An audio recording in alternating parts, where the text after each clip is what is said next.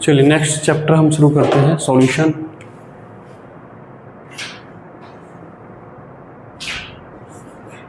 Next chapter solution.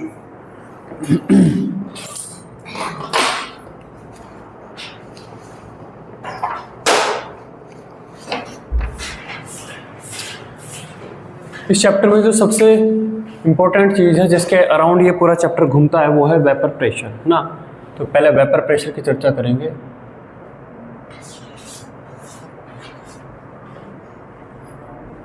Vapour pressure, ठीक है। अभी मैं इसकी 2-3 लाइन की डेफिनेशन लिखूंगा। पहले यहाँ पर देखिए, मान लीजिए आपके पास एक बीकर है और उसमें पानी भरा हुआ है, ठीक, खुला हुआ है, सही है ना। और इसे लॉन्ग टाइम के लिए हम छोड़ देते हैं, after a long time.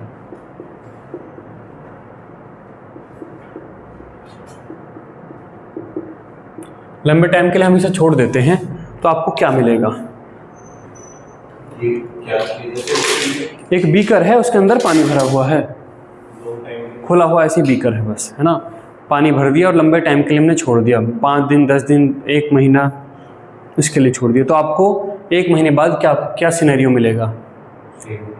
Beaker में पानी ऐसे मिलेगा, ऐसे मिलेगा। थोड़ा सा हो सकता है कि 3 और मिल जाए काफी तक।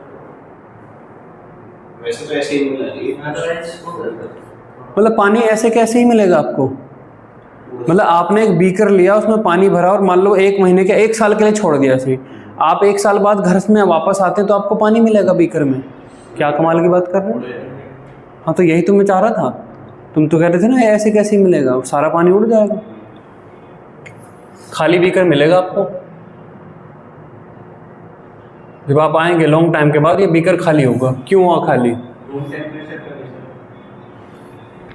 जब आप पोछा लगाते हो फर्श पे, पानी से ही लगता है ना पोछा।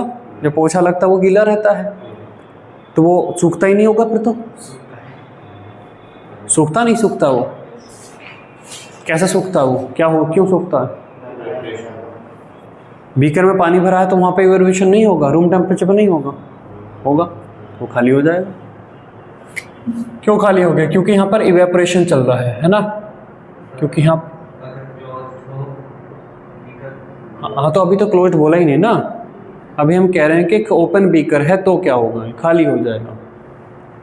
अब दूसरा सिनेरियो है, क्यों खाली हो गया? क्योंकि यहाँ पर इवेपोरेशन चल रहा था। इवेपोरेशन यहाँ पे चल रहा था। दूसरा सिनेरियो है कि ये आपका बीकर है और यहाँ पर क्या है, ये अब आपका क्लोज्ड है। ये आपका क्या है? क्लोज्ड बीकर है। हमने इसे छोड़ा आफ्टर ए लॉन्ग टाइम, लंबे टाइम के लिए हमने इसे छोड़ दिया। अब बताइए क्या मिलेगा?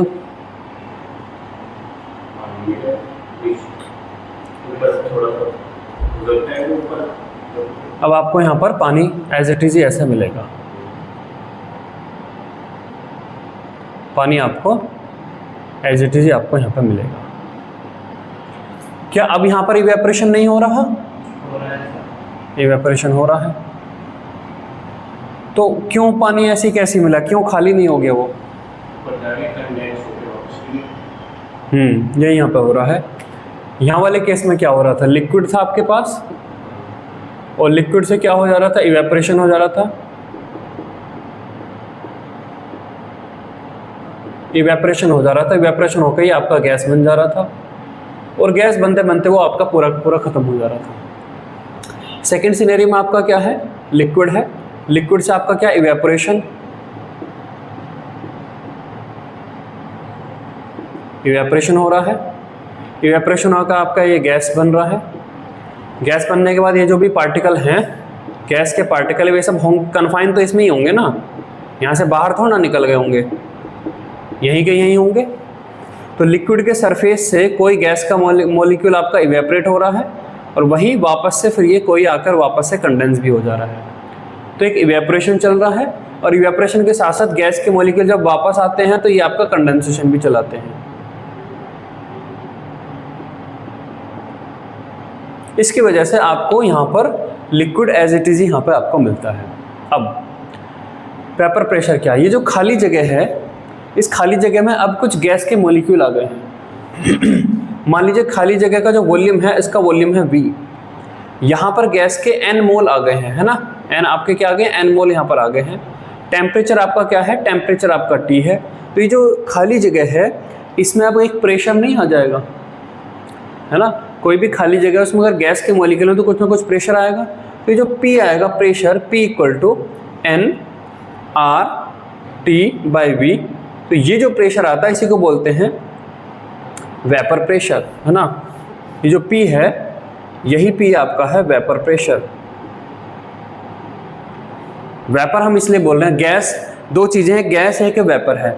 जब केवल और केवल गैसियस फेज होता है तो उसे गैस बोला जाता है, लेकिन अगर गैसियस फेज के साथ उसका कंडेंस्ड फेज लिक्विड या सॉलिड भी मौजूद है, तब उन्हें इन जनरल वेपर बोलते हैं। तो यहाँ पर जो प्रेशर बन रहा है, इसे बोला जाएगा वेपर प्रेशर, ठीक है।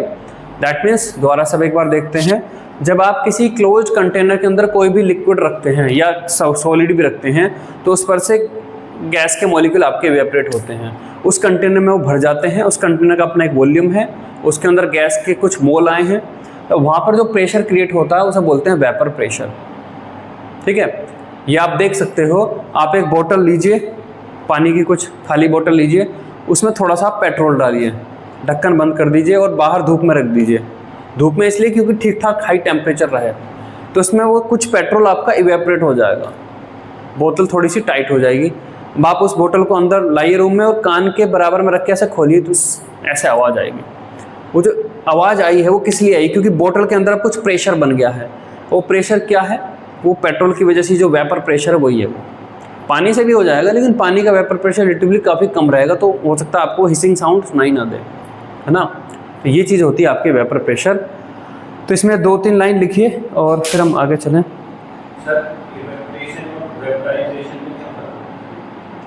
इवेपोरेशन और वेपराइजेशन लगभग सेम ही वर्ड है। इवेपोरेशन जब कोई वेपर बन रहा हो, इवेपोरेशन मतलब वेपर फेज में जा रहा हो, और वेपराइजेशन वही है। इनफैक्ट जो मुझे लगता है प्रॉपर वर्ड है वो इवेपोरेशन ही है, वेपराइजेशन वर्ड नहीं होगा। नहीं, ऐसा तो कुछ नहीं है, स्पेसिफिक वर्ड नहीं है ऐसा पानी के इवेपोरेशन के लिए। देखिए, vapour pressure of any liquid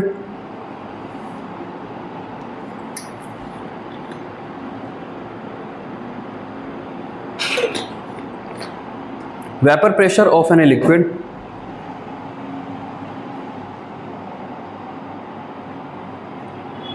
vapour pressure of any liquid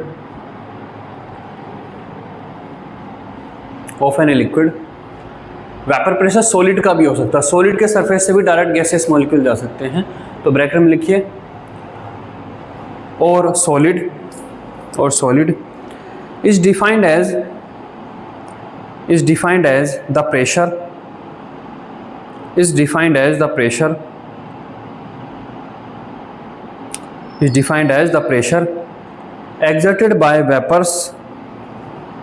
exerted by the vapors in thermodynamic equilibrium with its condensed phase, that is liquid or solid, dynamic equilibrium with its condensed phase, that is liquid or solid, at a given temperature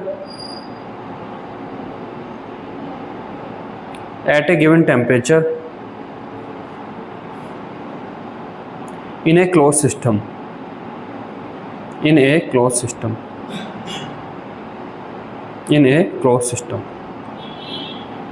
ठीक है।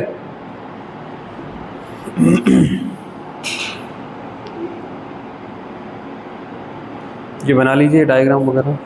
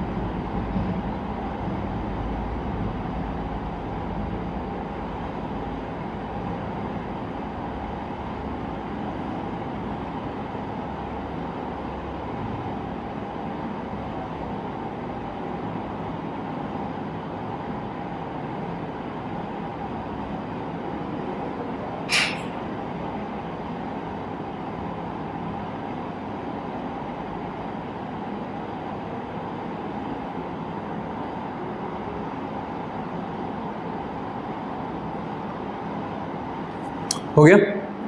चलिए, important points सब कुछ लिखेंगे vapour pressure के बारे में, हैं? मैं लिखाऊंगा। पहला पॉइंट देखिए, मान लीजिए एक कंटेनर है, एक वेसल है, इसके अंदर आपका कम पानी भरा हुआ है ना, और एक दूसरा है जिसके अंदर आपका ज़्यादा पानी भरा हुआ है, पानी या कोई भी लिक्विड। ये भरा हुआ है, ये फर्स्ट है, ये सेकंड है, टेम्परेचर वगैरह सब चीज़ें सेम है। तो कौन से केस में कंटेनर में ज़्यादा वेपर प्रेशर बनेगा? फर्स्ट में या सेकंड में? क्यों फर्स्ट में? ज़्यादा वॉल्यूम ऑक्यूपाई किया है, तो ज़्यादा वॉल्यूम से प्रेशर ज़्यादा क्यों आएगा? कम हो जाएगा। क्यों कम हो जाएगा? PV इक्वल टू NT लगा रहे हो, तो ऐसा भी तो हो सकता है कि मोल्स भी ज़्यादा आए हों। हाँ, तो ऐसा भी तो हो सकता है।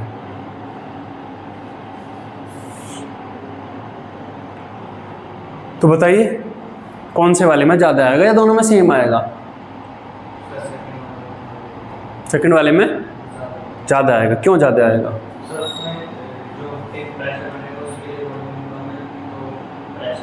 वॉल्यूम कम है तो अगेन मोल कम हो सकते हैं। इसका मतलब अगर कंटेनर में वॉल्यूम, लिक्विड का वॉल्यूम कम है या ज़्यादा है तो वेपर प्रेशर बदलता रहेगा। मतलब वेपर प्रेशर फिक्स चीज़ नहीं है। नहीं, वेपर प्रेशर एक फिक्स चीज़ है। जो हम ये लेके आते हैं LPG गैस का सिलेंडर, LPG की फुल फॉर्म क्या है? Liquefied petroleum gas. उसमें जो गैस रहती है वो किस फॉर्म में रहती है? लिक्विड की फॉर्म में रहती है। लिक्विड से वेपर बनता रहता है और उस वेपर का जो प्रेशर है उसकी वजह से वो हम रेगुलेटर लगा कर उसको निकाल लेते हैं। उसके अंदर जो प्रेशर है वो हमेशा मेंटेन ही रहता है। जब आप नया सिलेंडर लगाओगे तब भी वही प्रेशर दे रहा होगा, जब आप लगभग ख़त्म होने वाला होगा तब भी वही प्रेशर देगा। वेपर प्रेशर हमेशा कांस्टेंट ही रहता है, अमाउंट कम हो चाहे ज़्यादा हो, चाहे सिलेंडर छोटा हो चाहे बड़ा हो। क्यों? जो 5 लीटर वाला सिलेंडर आता है क्या उसमें उतना ही प्रेशर नहीं रहता? उतना ही प्रेशर रहता है। तो वेपर प्रेशर जो है वो कितना यहाँ पर लिक्विड मौजूद है या कंटेनर बड़ा है छोटा है उस पर डिपेंड नहीं करता। तो लिखिए, vapour pressure does not depend on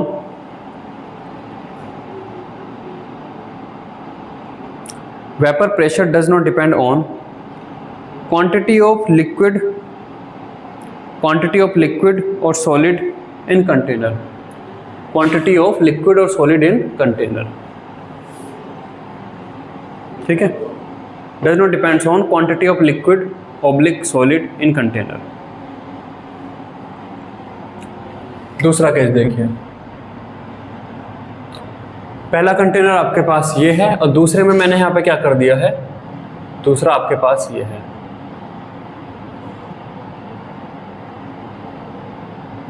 दूसरा मैंने ये कर दिया है। ठीक है, अब बताइए किस में वेपर प्रेशर ज़्यादा रहेगा, कम रहेगा या सेम रहेगा? सेम रहेगा। क्यों? नहीं, इसमें ऐसा नहीं है कि जैसे मैंने ऐसे ज़्यादा सरफेस एरिया है तो ज़्यादा इवेपोरेशन होगा। यहाँ पर सरफेस एरिया, यहाँ पर वेपर प्रेशर क्यों आ रहा है? क्योंकि इवेपोरेशन चल रहा है ना। यहाँ पे ज़्यादा सरफेस एरिया, यहाँ पे कम सरफेस एरिया है, तो ज़्यादा सरफेस एरिया तो ज़्यादा इवेपोरेशन होगा, ऐसा कुछ नहीं होगा।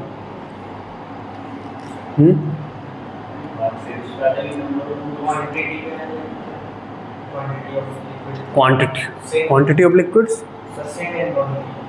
दोनों में सेम लिक्विड है, बस इसको मैंने ऐसे घुमा टिल्ट कर दिया, ये था, मैंने इसको ऐसे पलट दिया। ये थर्मस है, इसको मैंने ऐसा कर दिया, अब ज़्यादा एरिया नहीं आ गया होगा, ज़्यादा एरिया आ गया होगा ना। किसका वॉल्यूम? हाँ, कंटेनर का वॉल्यूम सेम रहा, वो नहीं कह रहा मैं कह रहा हूँ कि मैंने यहाँ पे इसको टिल्ट कर दिया, दैट मीन्स जो लिक्विड का इवेपोरेशन के लिए जो सरफेस एरिया है मैंने उसको बढ़ा दिया, मान लो।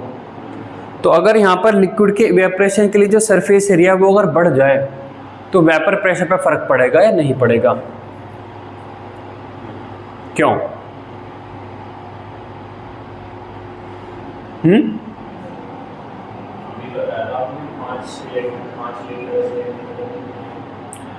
देखिए यहाँ पर अगर इवेपोरेशन का रेट बढ़ गया है तो कंडेंसेशन का भी तो बढ़ गया है ना। जिस एरिया पे इवेपोरेशन चलता है उसी पे कंडेंसेशन भी चलता है, जिस सरफेस एरिया पर। तो अगर यहाँ पे मैंने इसको टिल्ट कर दिया, यहाँ पर सरफेस एरिया बढ़ गया है, इवेपोरेशन बढ़ गया है, तो कंडेंसेशन भी बढ़ गया है। तो यहाँ पर कुछ ऐसा है, ये लिक्विड है, ये आपका गैस है, सिंबॉलिकली मैं यहाँ पे बना रहा हूँ, है ना। यहाँ पर इवेपोरेशन, यहाँ पर अगर आपका इवेपोरेशन ये है, यहाँ पर अगर आपका इवेपोरेशन ये है और कंडेंसेशन आपका ये है, तो यहाँ पर आपका लिक्विड है, यहाँ पर आपका गैस है। यहाँ पर अगर आपका इवेपोरेशन बढ़ गया है, सिंबॉलिक मैंने ये बनाया है, तो यहाँ पर कंडेंसेशन भी बढ़ गया है। इवेपोरेशन अगर 10 गुना होने लगा तो कंडेंसेशन भी 10 गुना होने लगा है, ठीक है। तो एम्प्टी स्पेस में उतने ही गैस के मॉलिक्यूल मौजूद हैं, तो आपका वेपर प्रेशर उतना ही रहेगा। That means vapour pressure container की शेप पर डिपेंड नहीं करता। आपने ऐसा लिया बोतल, उसे तिरछा करो, ऐसा करो, दैट मीन्स एलपीजी के सिलेंडर को आप खड़ा रखो, तिरछा कर दो, उतना ही वेपर प्रेशर, उतना ही प्रेशर आएगा। लिखिए, vapour pressure does not depend on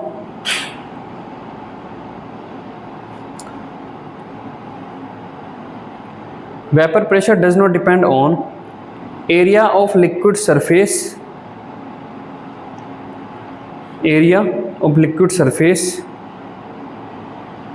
and shape of the container. Area of liquid surface and shape of the container.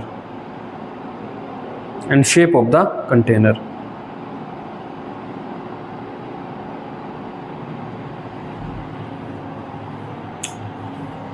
Shape of the container, ठीक है। क्या कोई ऐसी चीज़ है जिस पर वेपर प्रेशर डिपेंड करता हो कि जी ये बदल दिया तो वेपर प्रेशर बदल जाएगा? नहीं, वो तो फिर सब्सटेंस ही बदल दिया, उससे फिर कोई मतलब नहीं हुआ। सेम सब्सटेंस, मतलब पानी है तो पानी, पेट्रोल है तो पेट्रोल, वो चीज़ सेम हो, लेकिन वेपर प्रेशर आपका बदल जाए। क्या?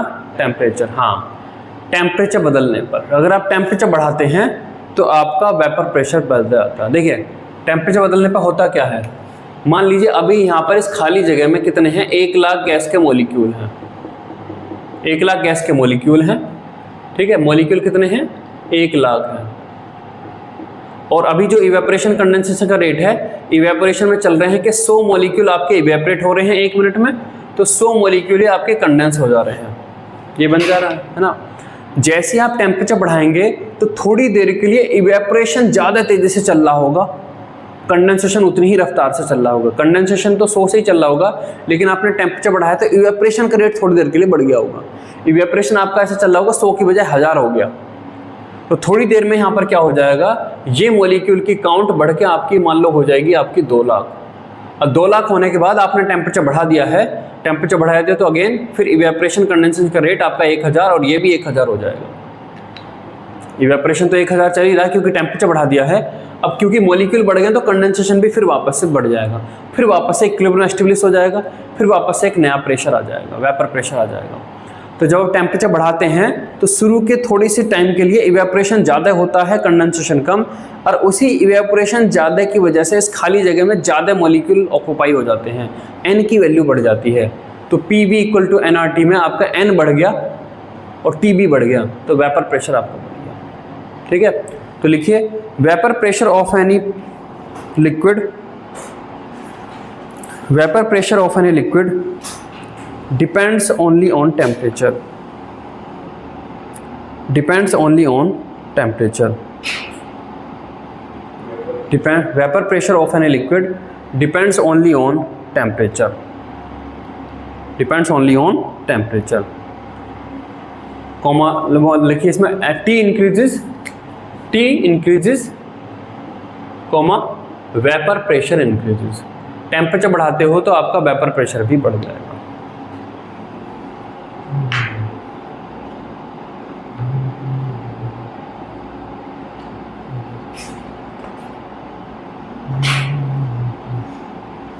चलिए, तो ये था हमारा सारा वेपर प्रेशर के बारे में।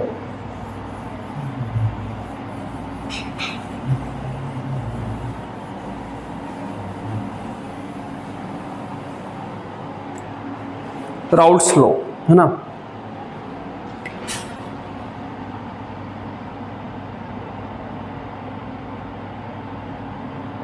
राउल्ट्स लॉ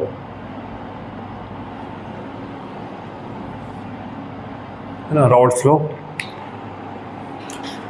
जब हम अभी हमने यहाँ पे बात करी प्योर लिक्विड के वेपर प्रेशर की, राउल्ट्स लॉ बेसिकली बताता है जब आप दो डिफरेंट लिक्विड को मिक्स करते हो तब कितना वेपर प्रेशर आता है उसके बारे में लॉ है ना। तो पहले स्टेटमेंट लिखेंगे फिर समझेंगे। तो इसमें लिखिए total vapour pressure of any liquid of any ideal mixture of liquid, total vapour pressure of any ideal mixture of liquid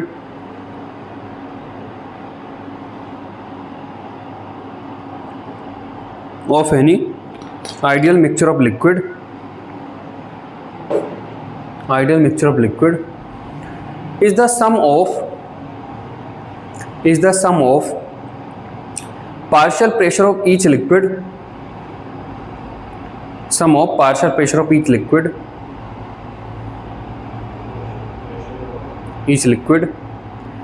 and the partial vapor pressure of any component,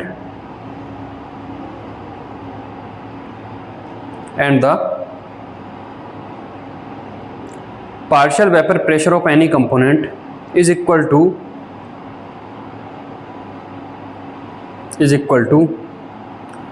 the vapor pressure of pure component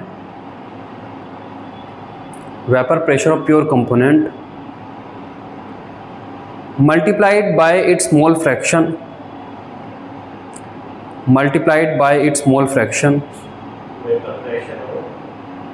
vapor pressure of any component is equal to the vapor pressure of the pure component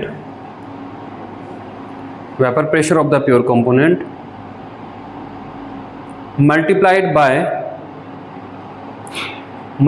by its mole fraction in the mixture।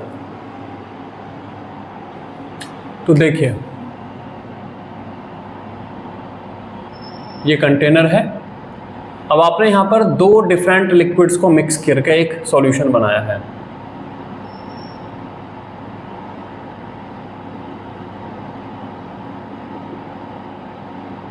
तो एक के molecule को मैं solid बना देता हूँ ऐसे, और एक के मॉलिक्यूल को मैं ऐसे बना देता हूँ।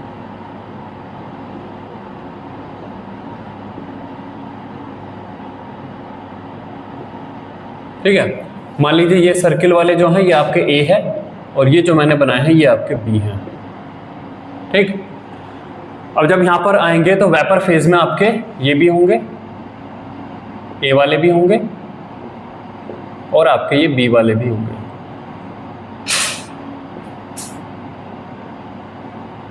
दोनों टाइप के आपके पास ही होंगे, है ना। दैट मीन्स यहाँ पर आपका जो टोटल प्रेशर है वो यहाँ पर जो ए के गैस के मॉलिक्यूल हैं उसकी वजह से भी होगा और बी के वाले जो हो उसकी वजह से भी आपका होगा। पहले तो यहाँ पर ये देखिए जो पी ए है, पी यहाँ पर है partial vapour pressure due to a, ठीक है। और PB जो यहाँ पर है ये आपका partial vapour pressure due to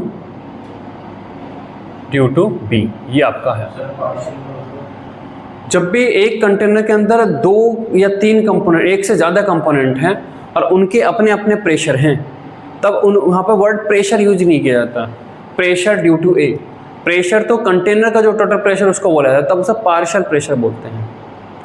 उन सबके पार्शियल प्रेशर से कलेक्टिवली एक प्रेशर बनता है, तो पार्शियल वर्ड यहाँ पर लगाया जाता है। अब यहाँ पर देखिए, मान लो मैं एक ही बात करूँ, जो PA है क्या आपको लगता है proportional to percentage of A, ये इस पर डिपेंड करेगा, ये होगा या नहीं होगा? सरफेस से आपका इवेपोरेशन चलेगा, सरफेस पर ही कंडीशन चलेगा। सरफेस के ऊपर ये A के जितने ज़्यादा मॉलिक्यूल हैं, सरफेस पर से A के उतने ही मॉलिक्यूल इवेपोरेट होंगे। मान लो सरफेस पर एक भी A आया ही नहीं, तो A इवेपोरेट कैसा होगा? सरफेस पर अगर 50% A है तो 50% A के मॉलिक्यूल इवेपोरेट होने की टेंडेंसी है। सरफेस पर अगर 80% है तो 80% ही है। तो PA जो है, मतलब कि यहाँ पर गैसियस फेज में जो A के मॉलिक्यूल आएंगे, क्या आप मानते हैं कि PA proportional to percentage of A आएगा? मतलब इसके प्रोपोर्शनल होगा या नहीं होगा? होगा। परसेंटेज ऑफ A का मतलब हम यहाँ पे क्या लगा सकते हैं? That is mole fraction of A, क्योंकि मोल फ्रैक्शन क्या है? Na divide by Na plus NB, यही है। अगेन, क्या आप ये मानते हैं कि परसेंटेज आपका होगा ये P नोट A, जहाँ पर P नोट A क्या है? P नोट A आपका है vapour pressure of pure liquid A। जब केवल A अगर है, प्योर केवल A है, तब जो वेपर प्रेशर आता है उसे बोल देते हैं P नोट A। उसी तरीके से P naught B। P naught A एक तरीके से ये डिपेंड करता है कि A की अपने आप को इवेपोरेट करने की टेंडेंसी कितनी है। मान लो पानी है, पानी धीरे धीरे इवेपोरेट होता है, पेट्रोल ज़्यादा तेजी से इवेपोरेट होता है। मतलब किसी लिक्विड की इवेपोरेशन की टेंडेंसी अपनी उसकी इनहेरेंट प्रॉपर्टी है, और इनहेरेंट प्रॉपर्टी उसकी प्योर के वेपर प्रेशर की प्रोपोर्शनलिटी आएगी। तो क्या आप ये मानते हैं कि PA जो आपका है अगेन P नोट A के प्रोपोर्शनल होगा? अगर मैंने 2 लिक्विड यहाँ पे मिलाए, तो अगर एक लिक्विड ऐसा है जो ज़्यादा इवेपोरेट होने की टेंडेंसी थी, ठीक है, दोनों के 50-50% मॉलिक्यूल हैं, सरफेस पर A के भी 50% है, B की भी 50% है, लेकिन A की इनहेरेंट प्रॉपर्टी इवेपोरेट होने की ज़्यादा थी, तो आप ये नहीं मानेंगे कि A के ज़्यादा मॉलिक्यूल आपके गैसेस फेज में आएंगे। तो इसका मतलब ये PA आपका P नोट A के प्रोपोर्शनल भी आएगा। तो आपका ये कहता है कि जो PA आपका आता है ये आपका P नोट A और X से आपका बन जाता है।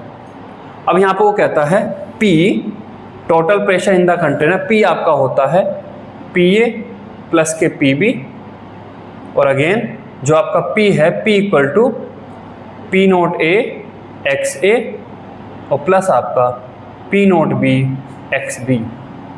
ये है आपका राउल्ट्स लॉ।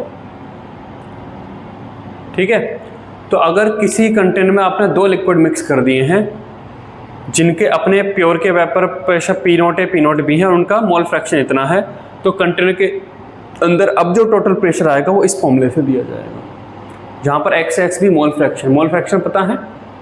हाँ, तो ये लिखिए। आइडियल सॉल्यूशन के लिए। हाँ, आइडियल सॉल्यूशन के लिए है।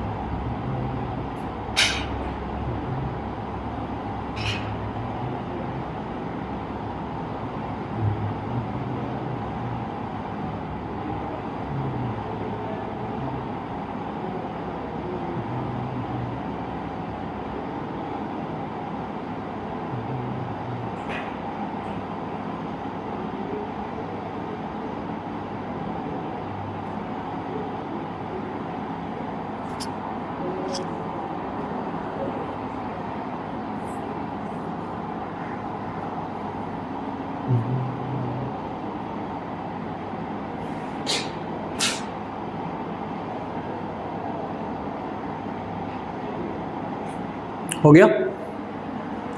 चलिए और आगे चलते हैं।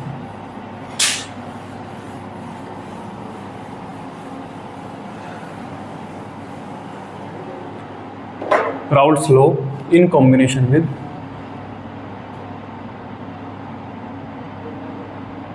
Raoult's law in combination with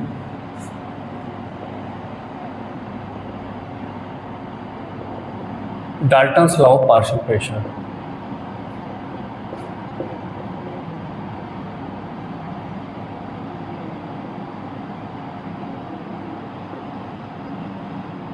Dalton's law पता है आपको? खाली हो हैं, खाली होके आते हो बिल्कुल। देखिए एक कंटेनर है, इसके अंदर टोटल प्रेशर है P, लेकिन यहाँ पे P दो प्रेशर की वजह से है, एक PA है और एक आपका PB है। दो कंपोनेंट हैं जिनके पार्शियल प्रेशर का सम है आपका टोटल P, है ना। और यहाँ पे कुछ मोल फ्रैक्शन है, मान लो इसका A का जो है मोल फ्रैक्शन Y है और यहाँ पर आपका YB है। YA आपका क्या है? Mole fraction. मोल फ्रैक्शन तो जानते हो, मोल फ्रैक्शन ऑफ A। और YB आपका क्या है? Mole fraction of B। तो यहाँ पर वो कहता है कि जो PA आपका होता है ये total pressure into mole fraction of A से आपको मिल जाएगा। और अगर आपको PB चाहिए तो ये आपको total pressure into mole fraction of B से आपको मिल जाएगा। ये है Dalton's law of partial pressure, गैसीय स्टेट का स्टेट चीज़ है ये, ठीक है। अब यहाँ पे आते हैं, एक आपके पास एक कंटेनर है जिसमें लिक्विड है,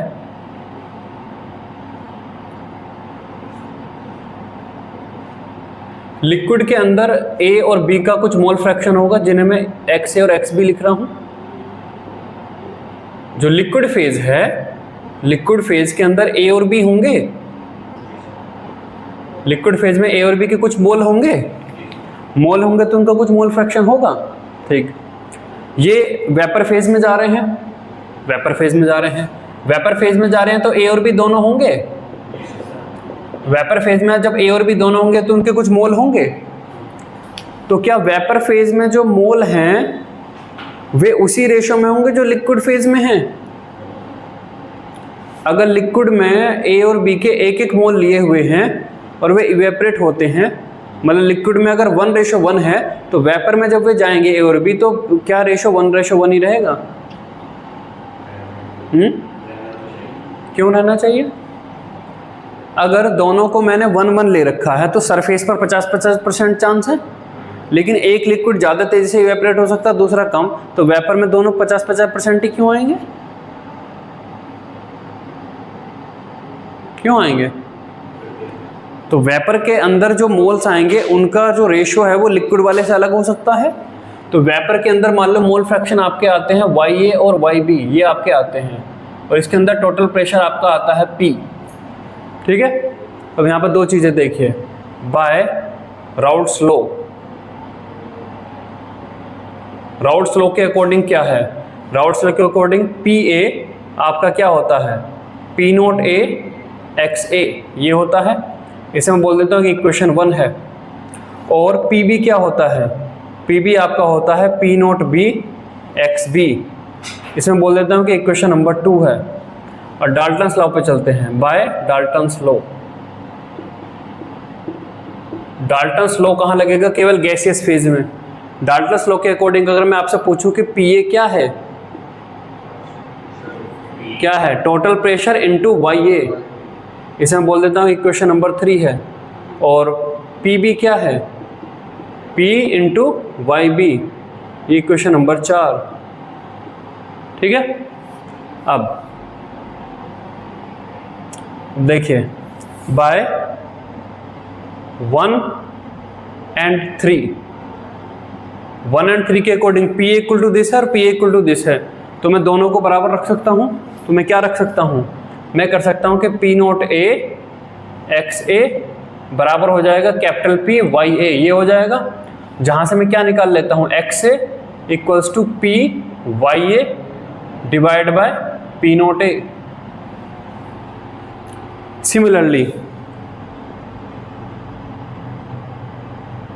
सिमिलरली बाय 2 and 4, 2 और 4 से मुझे क्या मिल जाएगा?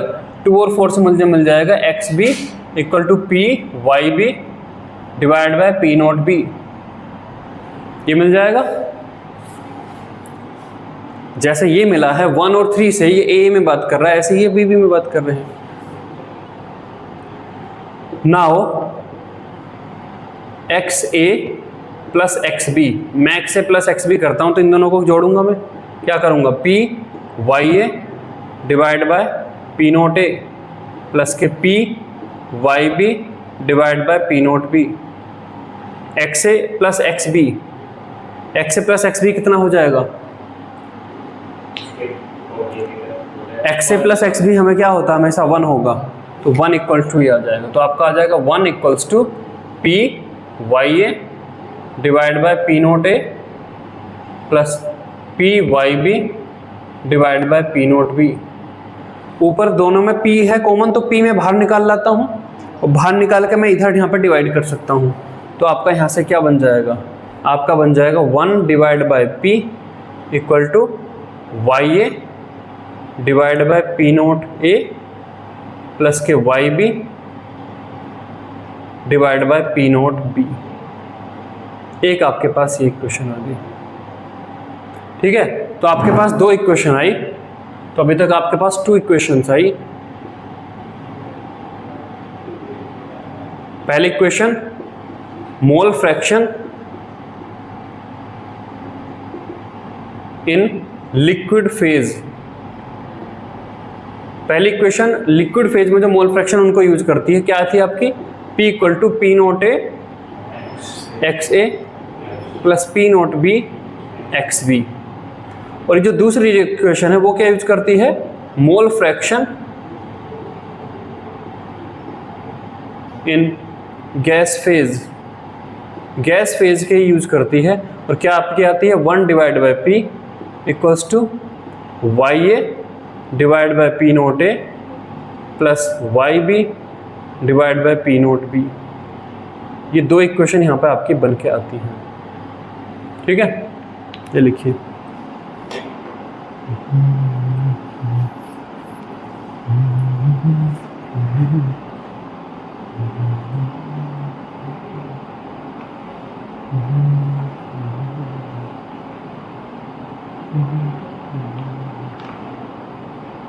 इसके मैं मॉड्यूल लेके आता हूँ।